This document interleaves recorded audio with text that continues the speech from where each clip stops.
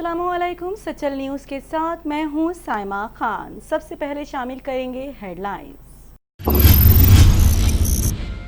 Pakistan peoples party के chairman Bilawal Bhutto Zardari ने कहा है कि मेरी प्रेस कॉन्फ्रेंस को 4 रोज हो गए हैं, लेकिन पाकिस्तान तहरीक इंसाफ ने मेरे सवालात का कोई जवाब नहीं दिया। वफाकी हुकूमत ने तामीराती शोबे में 400 अरब रुपए के मंसूबे शुरू करने का ऐलान करते हुए कहा है कि मंसूबे हाउसिंग इंडस्ट्री को तब्दील करके रख देंगे।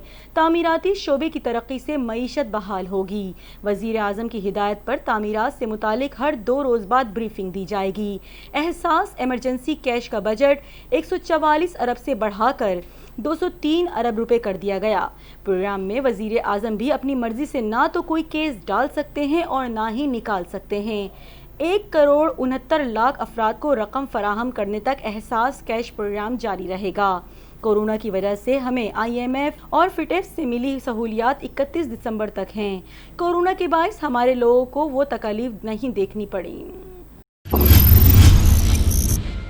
सिविल एविएशन ने साबिक chief inspector air commodore retired Abdul Basit ने इंकिशाफ किया है कि 1992 में सेक्रेटरी दिफा को लिख कर दिया था कि PIA की सूरत हाल ठीक नहीं है, अगर उसे ना रोका तो हादसे होंगे, लेकिन मेरी बात पर किसी ने तवज्जो ना दी और 3 माह बाद खटमंडू हादसा हो गया। अब्दुल बासित ने मजीद बताया कि उन्होंने दौरान मुलाजमत तैयारे के कॉकपिट में जाकर पायलट को शराब पीते हुए पकड़ा था।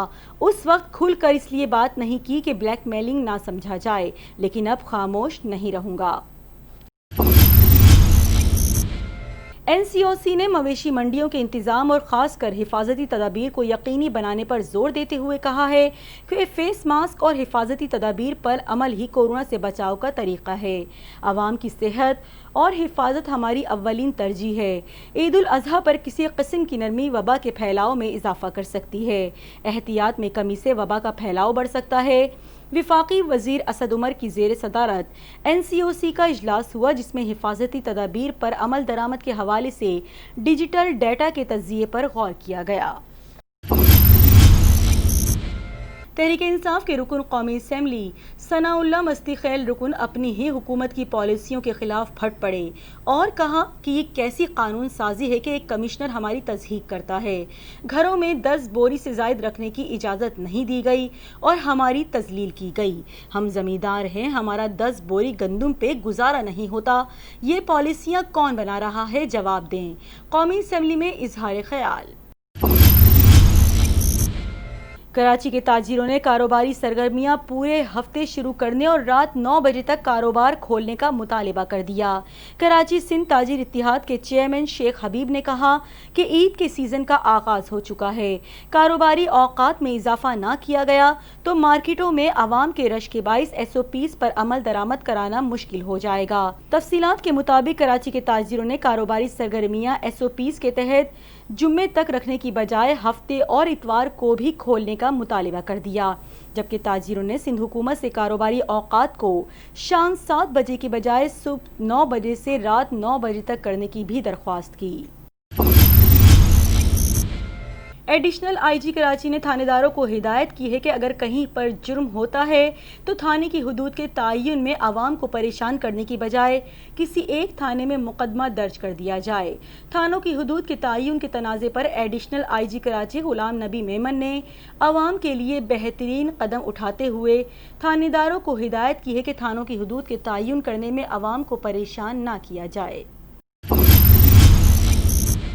बल्दिया उज़्मा कराची की काउंसिल ने वर्ल्ड बैंक के तहत क्लिक प्रोजेक्ट के लिए लोकल काउंसलर्स के साथ मुआहदे की मंजूरी दे दी, जिसके तहत कराची में तरक्याती कामों के हवाले से फंड्स फराहम किए जाएंगे और उन्हें काउंसलर्स की ज़ेरे निगरानी खर्च किया जाएगा। काउंसिल का इजलास जुमेरात को डेप्यूटी मेयर सैयद अरशद हसन की ज़ेरे सदारत काउंसिल हॉल में मुनक्किद हुआ। मजमूई तौर पर इजलास में 14 करारदादों की मंजूरी दी गई, जिसमें 10 करारदादें कसरत राय से जबकि 4 करारदादें इत्तिफाक़ राय से मंजूर की गईं। کراچی کے تاجروں کی ایک بڑی تعداد نے FPPCI کے دفتر کو اسلام آباد منتقل کرنے کی مخالفت کر دی۔ ان کا کہنا ہے کہ یہ کراچی جیسے بین الاقوامی شہر کے ساتھ زیادتی اور ناانصافی ہوگی۔ ہم سمجھتے ہیں یہ اس ہی کا تسلسل ہے جس طرح سے کئی سرکاری محکموں کے دفاتر کو اسلام آباد اور لاہور منتقل کر دیا گیا۔ اگر کراچی سے FPCCI کے دفتر کو اسلام آباد منتقل کرنے کی کوشش کی گئی تو اس کی سخت مزاحمت کریں گے۔ ایڈیشنل IG CTD ڈاکٹر جمیل نے کہا ہے کہ کراچی میں اب بھی غیر قانونی اسلحہ بڑی تعداد میں چھپا ہوا ہے۔ افغانستان سے بلوچستان اور پھر اسلحہ کراچی اور اندرون سندھ لایا جاتا ہے۔ جیسا اسلحہ اسٹریٹ کریمنلز کو چاہیے وہ پاکستان میں بنتا ہے۔ ایڈیشنل IG CTD ڈاکٹر جمیل نے بتایا کہ شہر میں اب بھی بڑی تعداد میں غیر قانونی اسلحہ چھپا ہے اور اسلحے کی اسمگلنگ اب بھی ہو رہی ہے۔ ٹیسٹ فاسٹ بالر محمد عامر دوسری بیٹی کے باپ بن گئے۔ قومی کرکٹر محمد عامر نے دوسری بیٹی کا نام منسا رکھا ہے، جبکہ بچی کی ولادت لاہور کے نجی ہسپتال میں ہوئی۔ محمد عامر نے کہا کہ میں بیٹی ہی چاہتا تھا اور اللہ کا شکر ہے کہ یہ خواہش پوری ہو گئی۔ بیٹیاں گھروں کی رونق اور والدین کے لیے باعث برکت ہوتی ہیں۔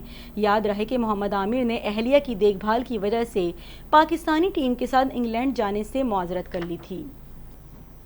ہیڈ لائنز آپ نے ملاحظہ کی اور اس کے ساتھ ہی نیوز اسٹوڈیو سے فی الوقت اتنا ہی۔ مزید خبروں اور اپڈیٹس کے لیے دیکھتے رہیے سچل نیوز۔